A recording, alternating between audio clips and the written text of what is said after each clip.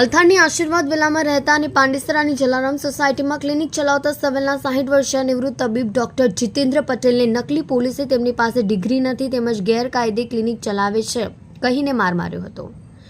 છાપાના પાને ચડાવી દેવાની ધમકીઓ આપી 4.50 લાખનો મુદ્દામાલ પડાવી લીધો હતો, જેમાં 1.5 લાખ અને 2.5 લાખના સેલ્ફના ચેક અને લેપટોપ સામેલ છે. ઘટના વિશે તબીબે એક મિત્રને જણાવતા તેમણે તપાસ કરાવી હતી, જેમાં તોડ કરનાર નકલી પોલીસ નીકળ્યો હતો.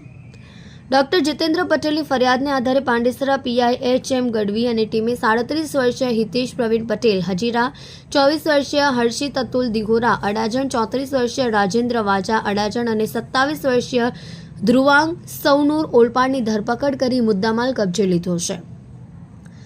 અલથાણમાં રહેતા વૃદ્ધ તબીબ ડોક્ટર જીતેન્દ્ર પટેલને ત્યાં ડીસીબીના નામે તોડ કરવાની યોજના અન્ય તબીબને ત્યાં કમ્પાઉન્ડર તરીકે નોકરી કરતા રાજેન્દ્ર વાજાએ બનાવી હતી. અન્ય આરોપી હર્ષિત દિહોરા એમઆર તરીકે એક દવાની કંપનીમાં નોકરી કરી છે, જ્યારે આરોપી હિતેશ પટેલ અને ધ્રુવાંગ સૌનૂર ફોન પેમાં નોકરી કરી રહ્યા હોવાનું પોલીસે જણાવ્યું હતું.